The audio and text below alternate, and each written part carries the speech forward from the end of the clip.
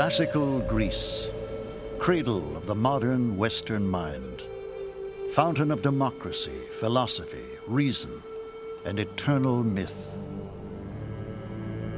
Greek poets sang of a fantastic age before recorded time, an age of gods and heroes, of monsters and epic wars. Until our own century, it was believed that these were merely fables. A brilliant Englishman named Arthur Evans would show us the songs of the poets held a deeper truth.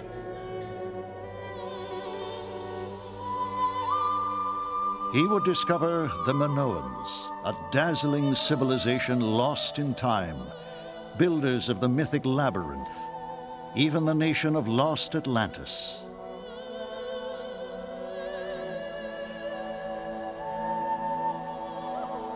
Atlantis, mystery of the Minoans.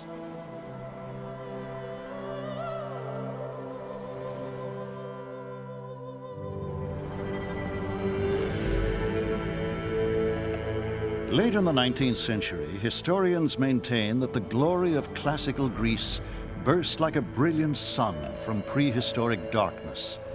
There is no evidence that any Western civilization preceded the rise of the Greeks 800 years before Christ. Arthur Evans will spend a lifetime pushing back the boundaries of history. Arthur Evans is born in 1851, an era of scientific revolution. His father, John, is a millionaire and pioneer archaeologist. The work of John Evans pushes the dawn of human civilization farther and farther back in time, a concept rejected by the Oxford academic elite. Now young Arthur Evans enters the fray. By the time he is 30, he has made his mark as a scholar and a rather wild adventurer.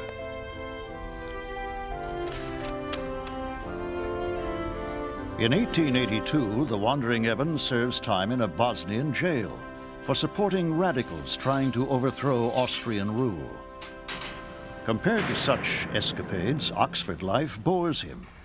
He is anxious to set out on another great adventure, and recent discoveries in Greece give him the excuse he needs.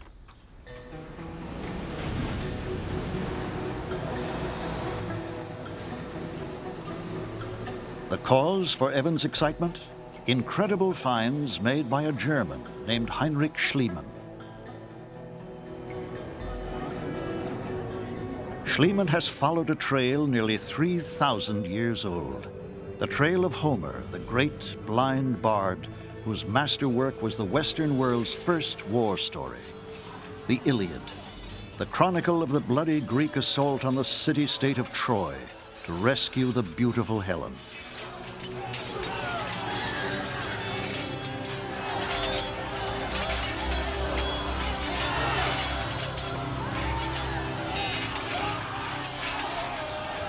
A desperate mission that turned to victory when the Greeks tricked the Trojans, entering the city hidden in a giant wooden horse.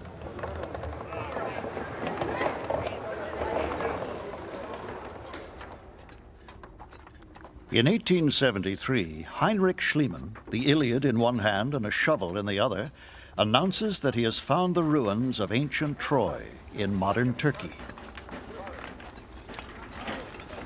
Buried beneath millennia of rubble, the German uncovers a great ancient city he believes can only be Troy. And as Schliemann's wife models a priceless headdress found in the ruins, he proclaims Helen of Troy reborn. At Troy, myth has been made real. But now Arthur Evans is heading for Schliemann's latest and most spectacular find, Mycenae, the mystic city of the glory of the Greeks. To Homer, Mycenae was the citadel of the great king Agamemnon, leader of the Greek assault on Troy. A fortress whose massive brooding walls have been set in place by the giant Cyclops. Here again, the words of Homer lead Schliemann to astounding discoveries.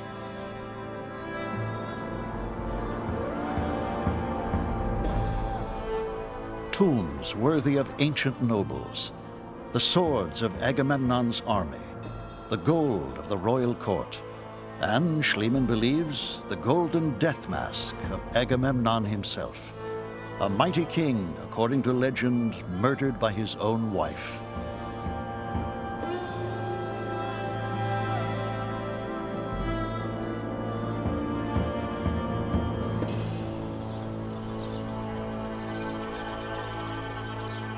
Arthur Evans is obsessed by the riddle of Mycenae.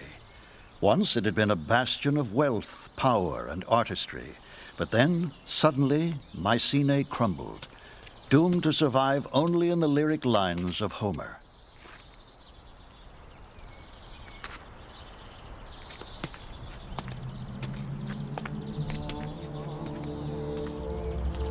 A fortress on Greek soil, yet so different from classical Greece. He wonders, who lived here?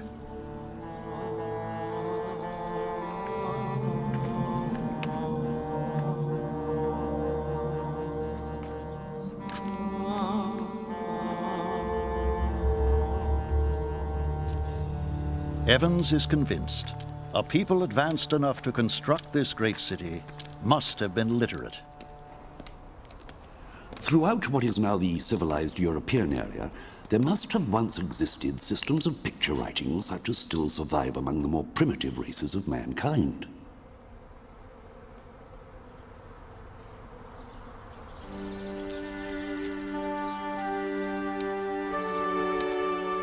It is the destiny of Arthur Evans to unravel the mystery.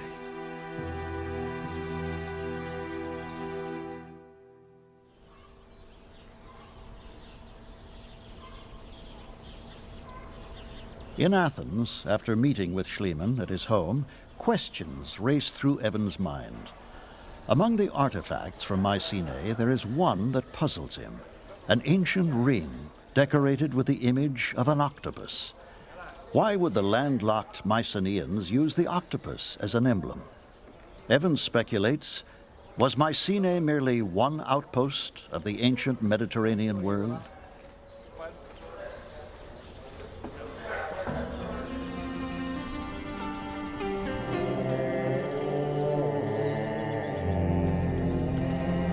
Evans has one clue. Now he hunts for more. Year after year, he travels to Greece, searching for traces of a culture more ancient than the builders of the Acropolis. In 1892, he writes to his wife Margaret in England of one astonishing find. Yesterday, I was grubbing below the Acropolis and picking out fragments of pre-Mycenaean vases, which no one here seems to have heeded before. Tantalizing clues that Greece's golden age was preceded by one just as great, but completely lost to modern times.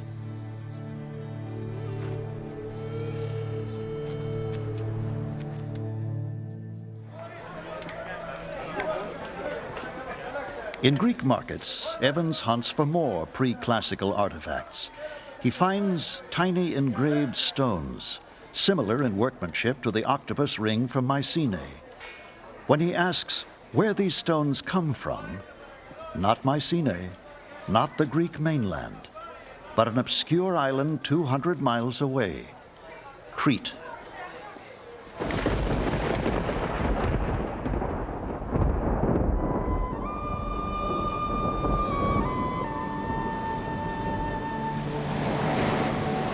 Crete, a magical, legendary island.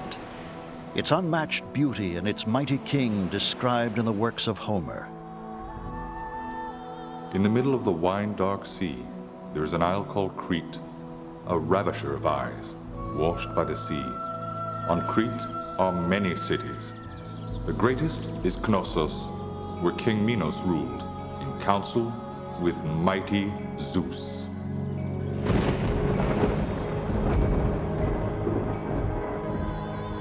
According to myth, Zeus, king of gods, disguised himself as a bull and ravished the mortal Europa. Europa gave birth to 3 sons. One of them was Minos, destined to rule the seas with the world's first navy.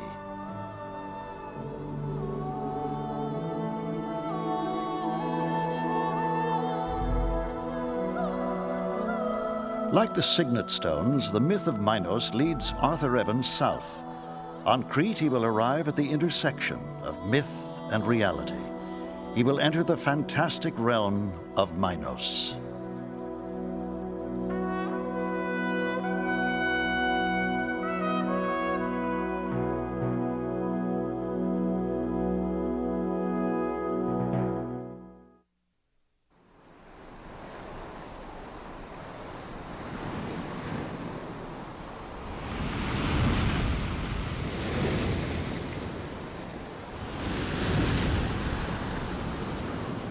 In March 1894, the English adventurer Arthur Evans arrives on the island of Crete, drawn by an obsession with the ancient world that will haunt him for the rest of his life.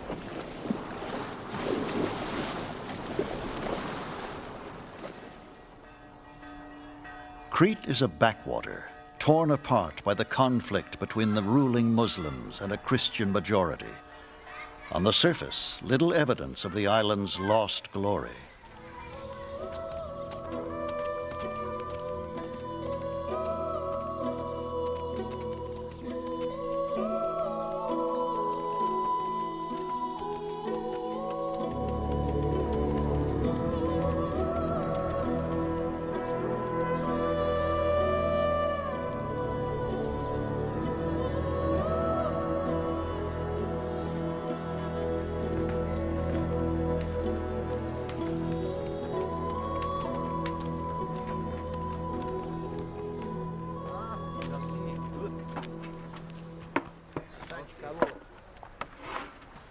Alô, Cresci.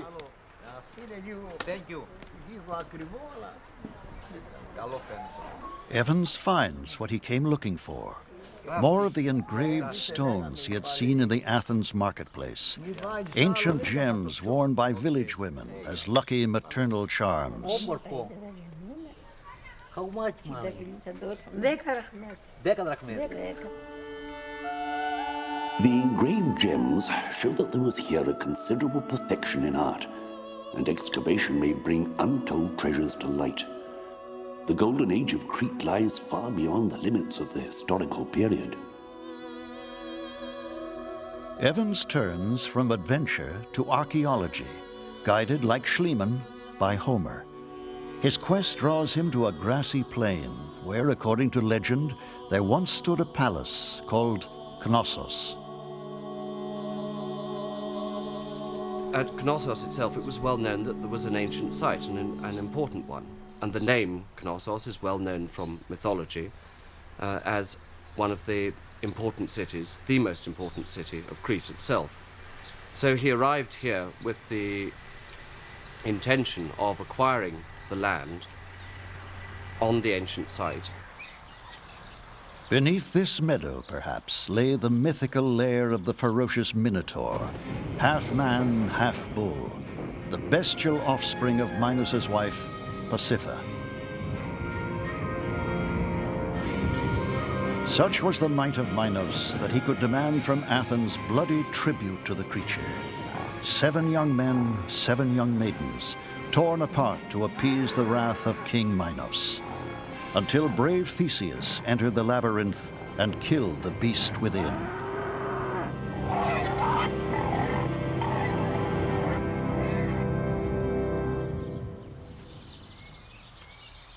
Evans yearns to excavate the site of this gory history, but the only way to secure permission is to purchase the land from its owner.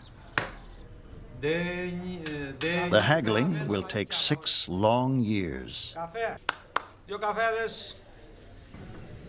Είναι πολλά. Εδώ παίρνεις. Εδώ, από εκεί μέχρι εκεί. Θα τα σκάσεις εδώ πέρα, είναι πολλά τα εκτάρια εδώ πέρα. Κοίτα εδώ. A frustrating time made even more torturous for Evans by the death of his wife. I don't think anyone can ever know what Margaret has been to me. All seems very dark and without consolation. In 1897, another blow. The people of Crete face a harsh civil war. On the threshold of a great discovery, Arthur Evans must return to England and wait.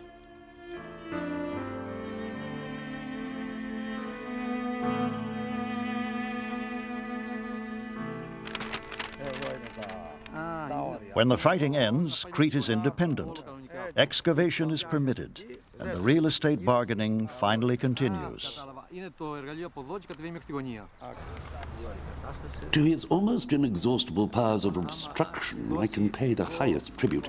However, after encountering obstacles and delays of every kind, I was able at the beginning of 1900 to purchase the whole.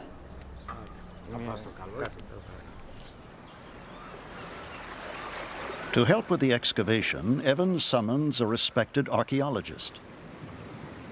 Could you come supervise, under my direction, important excavation, Knossos? Personal affair terms, 4 months, £60, and all expenses paid. To begin at once, Evans. Duncan Mackenzie will supervise the digging, beginning a partnership with Arthur Evans that will last for 30 years.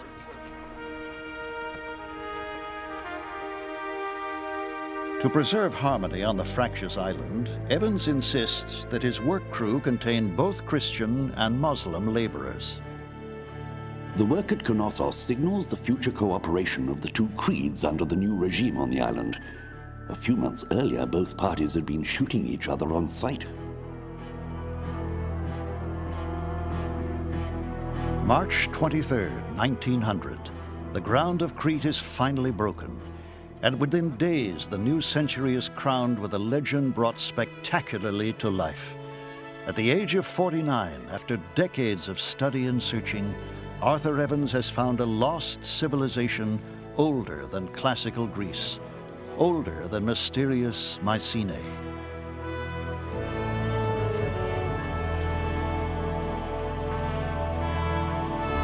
The extraordinary phenomenon, nothing Greek, nothing Roman.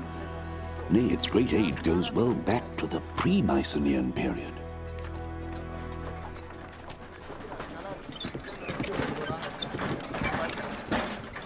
On April 5th, after only 2 weeks of work, Arthur Evans becomes the first man in 3,500 years to gaze upon the face of an ancient son of Crete. Not Greek, not Mycenaean. What then?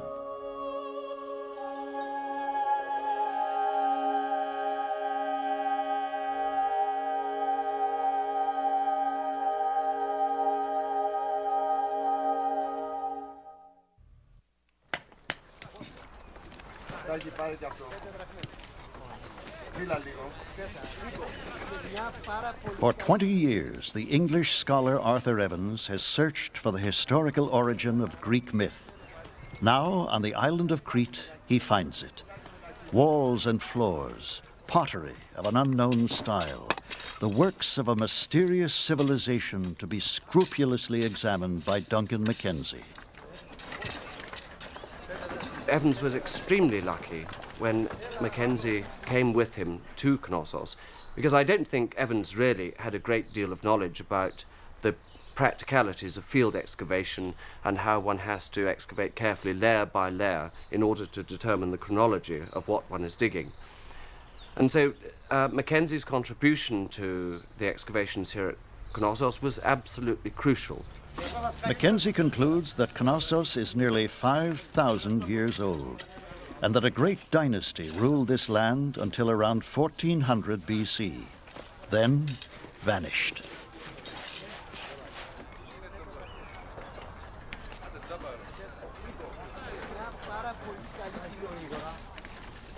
Evans names this lost world Minoan, after the legendary ruler of Crete, King Minos. He has discovered the royal palace of a forgotten empire.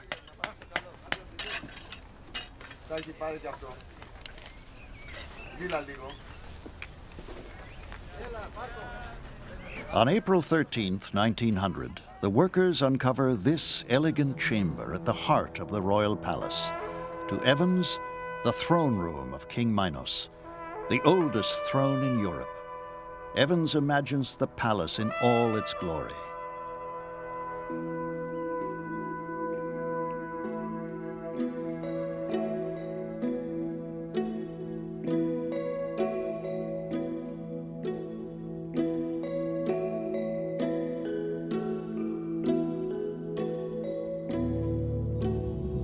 Evans will spend the rest of his life in the pursuit and the resurrection of the glory of the Minoan world.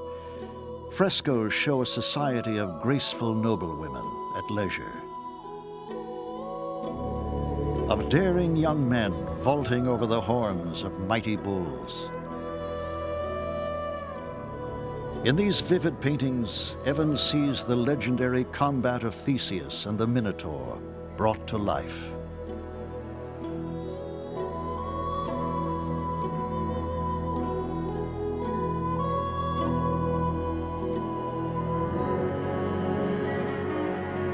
Throughout the palace, images of the sacred bull, symbol of virility and power, echoes of timeless myths. Myths of bulls and of the goddess of the snakes, a palace consecrated to faith and ritual.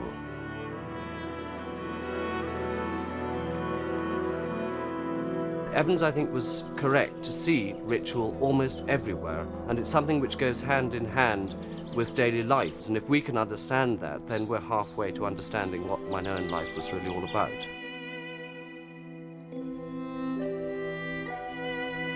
But Knossos was more than the temple of Minoan religion.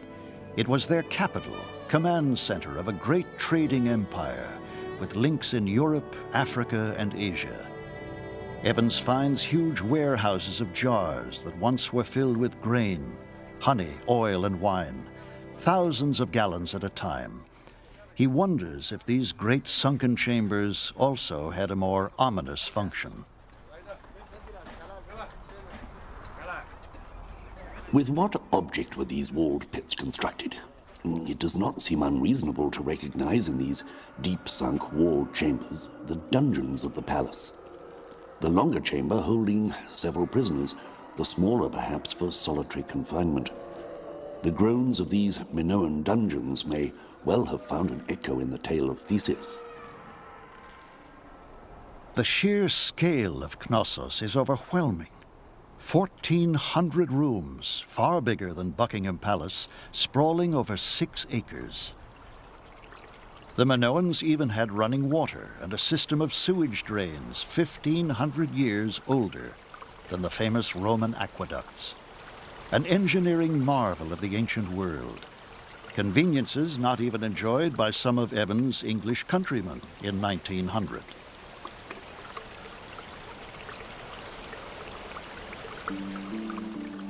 In one room, Evans believes he has found the bathing chamber of the Queen herself. Again, he is transported through time to an elegant room of comfort and grace.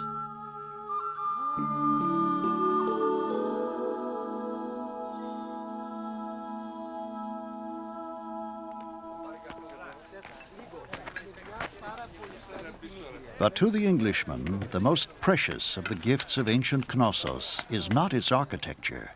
It is a series of tablets impressed with an unknown hieroglyphic text.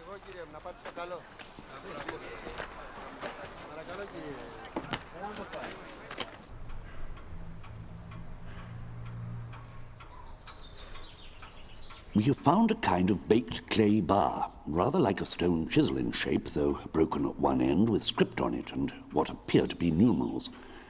I must have about 700 pieces by now. It's extremely satisfactory, as it's what I came to Crete to find.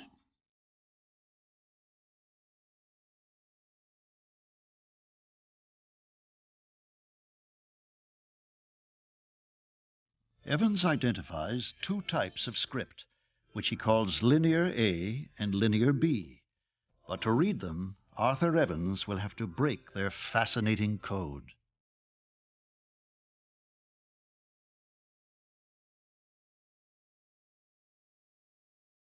More and more, Evans is convinced that Knossos, not Mycenae, was the civilization that presaged classical Greece, a capital without defensive walls, a center of culture, comfort, and peace, entered by the oldest road in Europe. Then the Minoans vanished. Their majestic palaces crumbled. Why? To find out, to fully excavate and study the ruins of Knossos, Arthur Evans will devote all his life and nearly all his vast fortune, hiring first 50 men, then 250.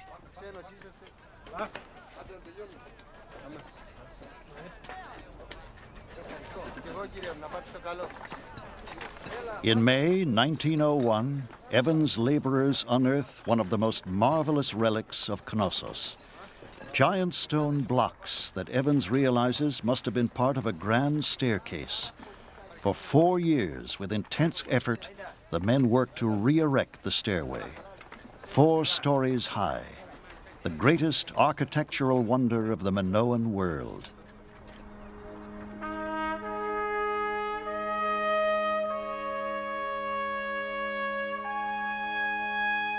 Evans is convinced he has brought back to life the oldest and most brilliant civilization of the Western world. Crete, this comparatively small island left on one side today by all the main lanes of Mediterranean intercourse, was once the starting point and the earliest stage on the highway of European civilization.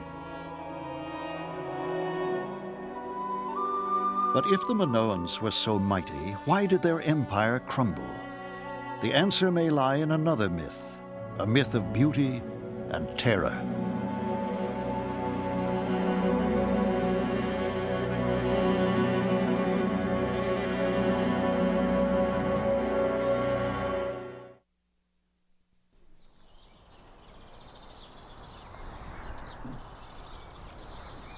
The Minoan world, unknown until the turn of the 20th century, has been unearthed on the island of Crete. In 1908, their discoverer, Arthur Evans, builds himself a brand new home at the site of royal Knossos. He calls it the Villa Ariadne, named after the legendary daughter of King Minos. The labyrinth of her monstrous brother, the Minotaur, is now completely revealed.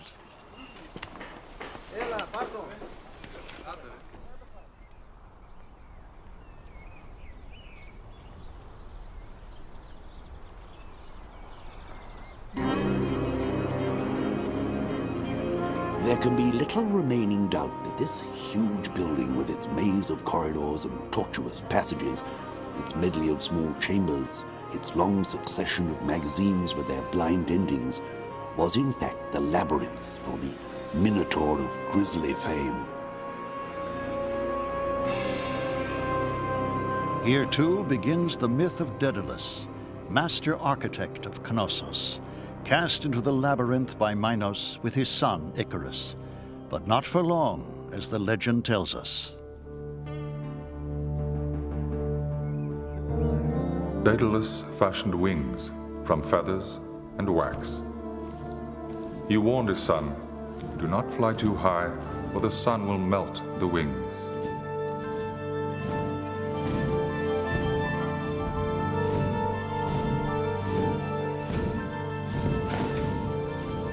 Icarus did not listen.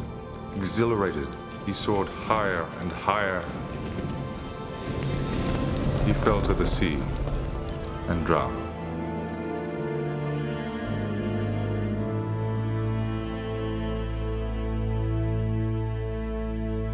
Evans' discoveries amaze the world. He has found the solid stone basis of the most alluring of ancient myths. But, unknown to Evans, there is another legend to be tested at Knossos.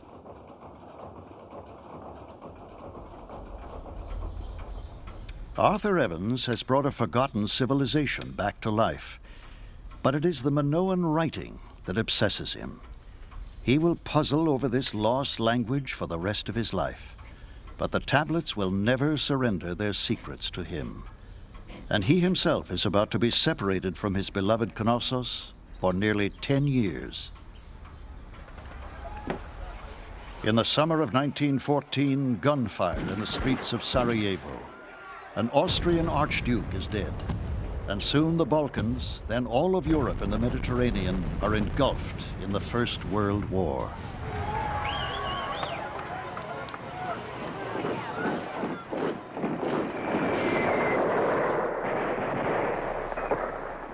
Further excavation on Crete is impossible. Evans waits out the war in England. At its end, he negotiates on behalf of the fractious Balkan states and helps create a new country, Yugoslavia. The world is once again a peaceful place. Only then, in 1922, can he return to the land of Minos. By now, Sir Arthur Evans is in his 70s, knighted for his discoveries on the island of Crete. But the work of Sir Arthur is far from over. He embarks on one of the most controversial projects in the history of archaeology, fulfilling a dream to not only uncover ancient Knossos, but to reconstruct it as he imagines its golden age.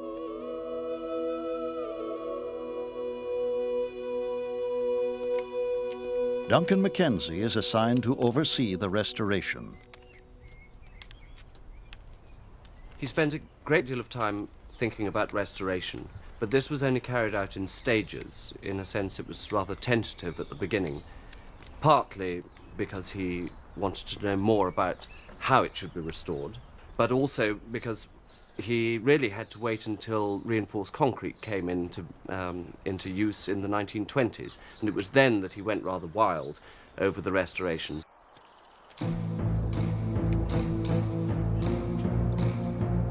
The Palace of Minos is to be recreated according to Evans' vision of the ancient Minoan world. The project is daring and controversial, but Evans owns Knossos. He is respected enough and rich enough to endure the criticism, working sometimes from the archaeological evidence and sometimes from his own imagination. He wants visitors to see Knossos as it was millennia ago.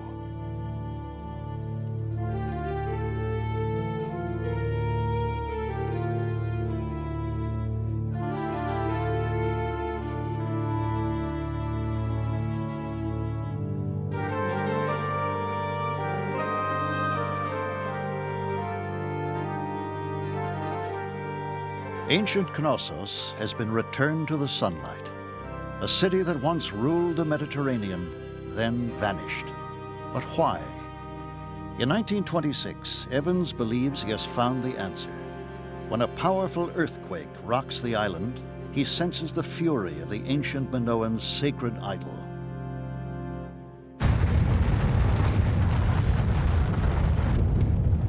A dull sound rose from the ground like the muffled roar of an angry bull.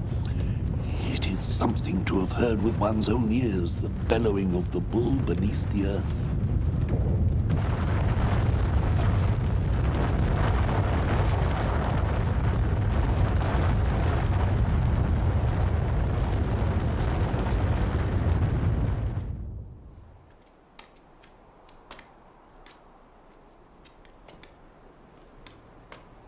The restorations survive the quake, and Evans is convinced. A similar cataclysm must have destroyed Knossos in 1400 BC.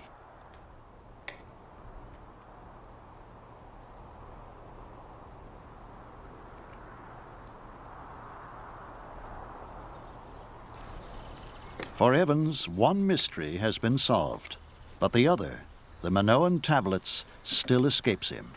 After 30 years of struggling, Arthur Evans has not been able to hear the voices of the silent past.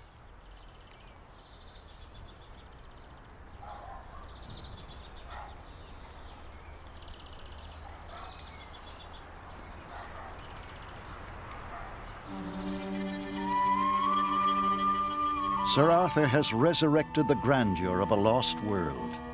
One night, ill and feverish, he descends the grand staircase and is immersed in a final, magical vision of the gentle race he rescued from eternity.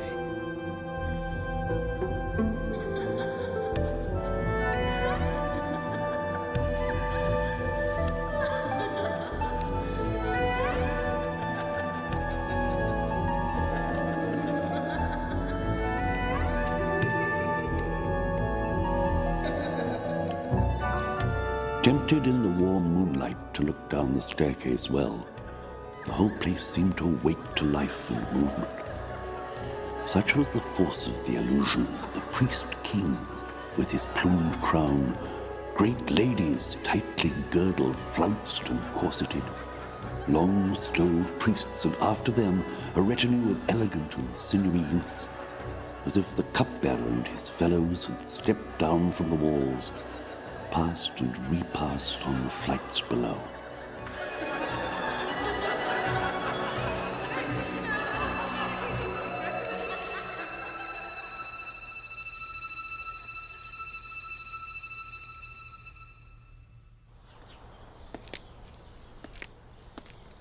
In 1935, Evans leaves Crete for the last time, bidding farewell to Knossos. His life's work is complete.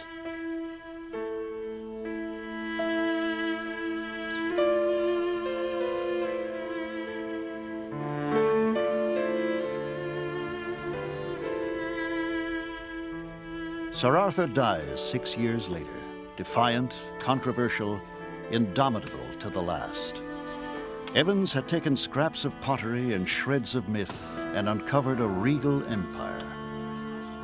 But one secret, the secret of the empire's collapse, remains embedded in the most alluring legend of all, the fable of lost Atlantis.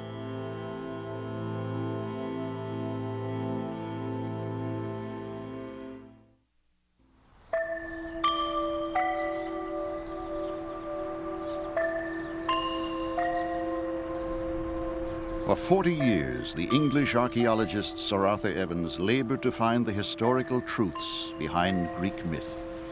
2 questions about the Minoans remained unanswered: their language and their demise. After Evans' death, a Greek archaeologist named Spiridon Marinatos picks up the trail.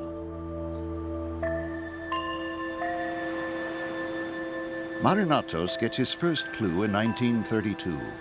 He digs at a site called Amnisos on the north coast of Crete, a town described by the blind poet Homer as the port of royal Knossos. We're at the site of Amnisos in the center of the north coast of Crete, where Marinatos excavated this marvelous Minoan villa, which has been nicknamed the Villa of the Lilies after the frescoes which were found inside the villa. At one part of the site he found great cut blocks which had been shifted out of place, which he attributed to a tsunami or tidal wave. All around here one finds pieces of pumice which are clearly from this Minoan eruption itself, and even on top of this hill here we today have found pieces of pumice which surely can only have got here with a tsunami or tidal wave.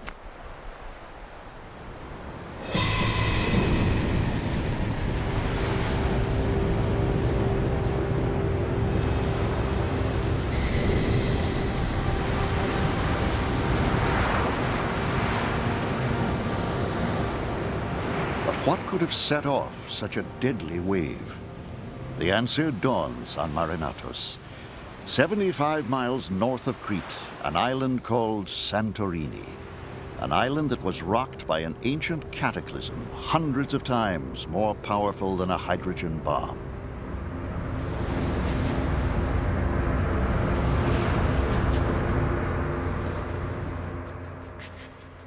Santorini. A stark, volcanic landscape whose sheer cliffs are all that remain after a fiery catastrophe that ripped out the heart of the island.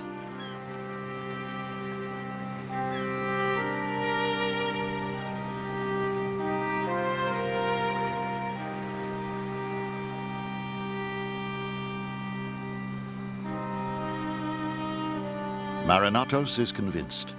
The catastrophe that obliterated the Minoan world is the same one described in the most famous of all Greek legends, the lost continent of Atlantis, recorded by the greatest of all philosophers, Plato.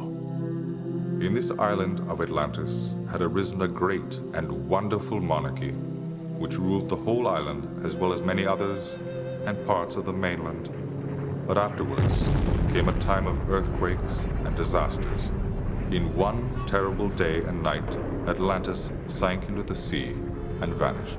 Plato chronicled the myth of Atlantis in 300 BC, 400 years after Homer's Iliad, 1,000 years after the end of the great Minoan Empire. Was Plato writing a fable or transcribing history? Marinatos believes the legend is a distorted memory of the destruction which befell Crete and Santorini.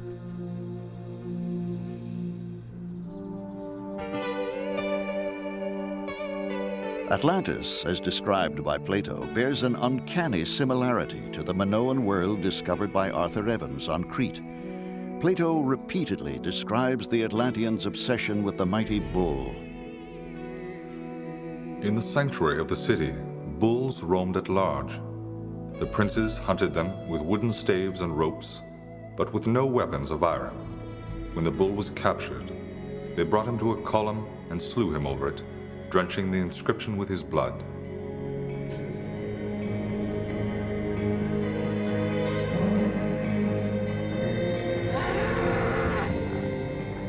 Plato describes the geography of the island, again resembling Crete. The whole country was said to be surrounded by mountains which descended toward the sea. The mountains were celebrated for their beauty.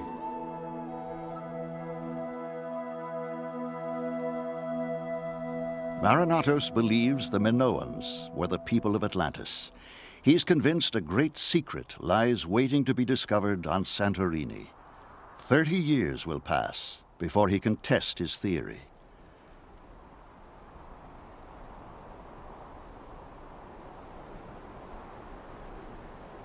In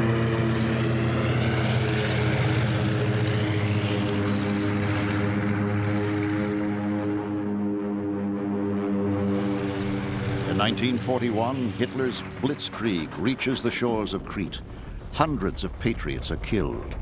Arthur Evans' home, the Villa Ariadne, is commandeered as Nazi headquarters.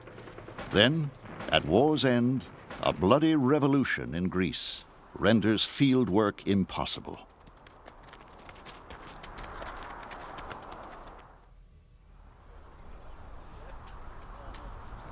Not until 1967 can Marinatos finally dig on Santorini.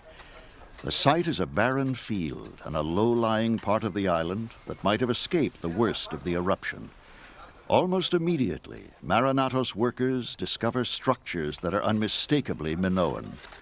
Pots painted in Minoan style, sealed intact in volcanic ash for more than 3,000 years.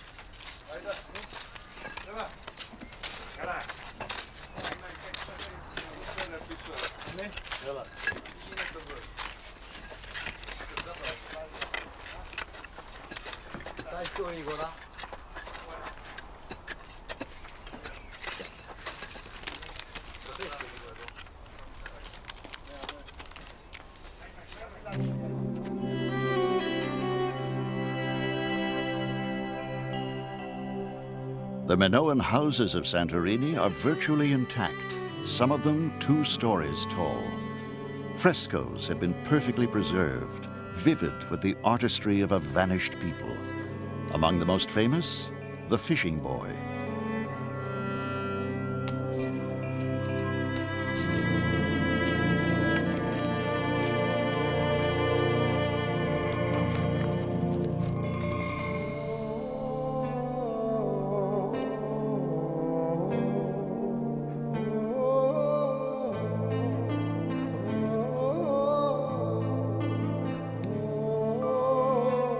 Unlike the wall paintings of courtly life at Royal Knossos, the frescoes of Santorini celebrate the lives of a merchant class, as described in Plato's Atlantis.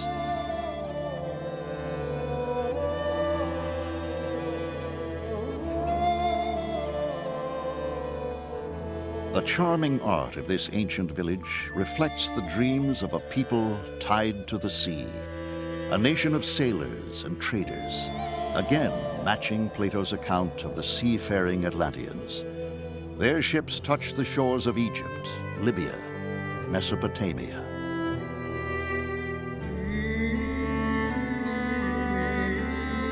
Scenes of pastoral tranquility, of commerce and combat.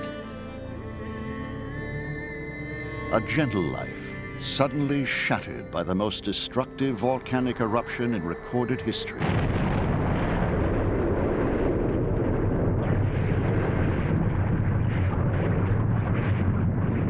An explosion so powerful that it blew a 32-square-mile-wide crater out of the center of the island.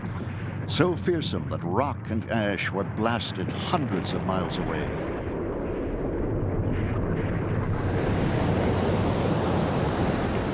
"60 miles to the south, on Crete, Minoan ports were washed away by tidal waves.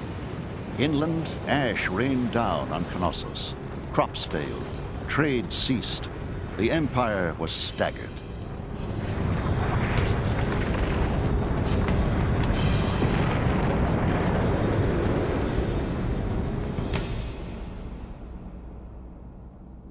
The people of the village excavated by Marinatos escaped before the deadly cataclysm. No skeletons are found, but archaeologists believe that elsewhere on Santorini, other Minoan towns lie sealed in volcanic ash. Somewhere, the bones of Santorini's Minoan victims remain to be found, huddled together in terror as their world blew apart.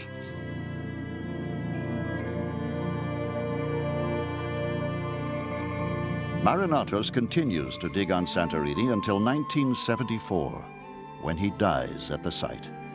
He is buried in an ancient Minoan house, laid to rest in lost Atlantis.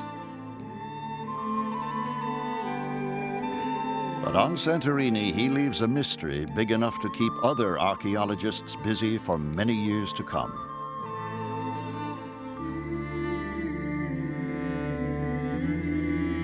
On the shores of the eternal Mediterranean, mighty civilizations rose and fell, conquered, then disappeared. They left their artistry to delight us and their myths to haunt our dreams.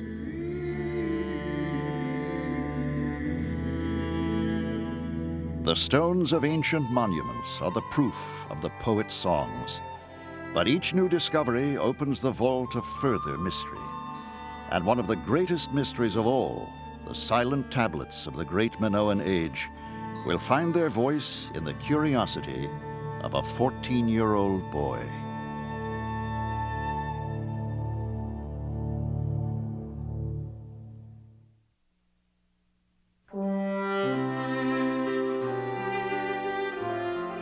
For decades, the English scholar Arthur Evans attempted to decipher two forms of written script from the palace of Knossos on the island of Crete.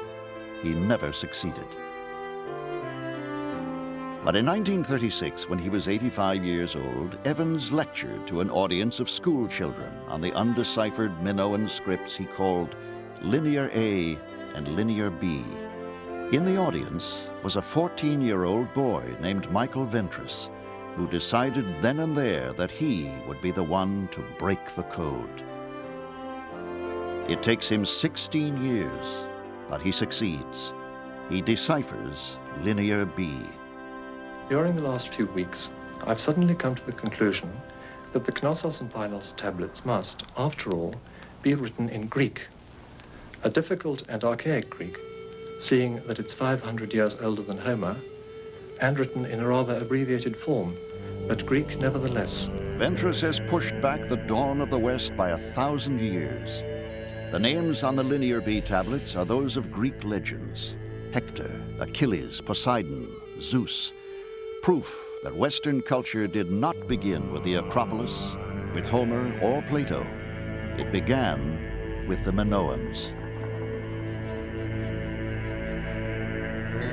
Tragically, Michael Ventris dies in an automobile accident in 1956, before he is able to decode the even older script, Linear A.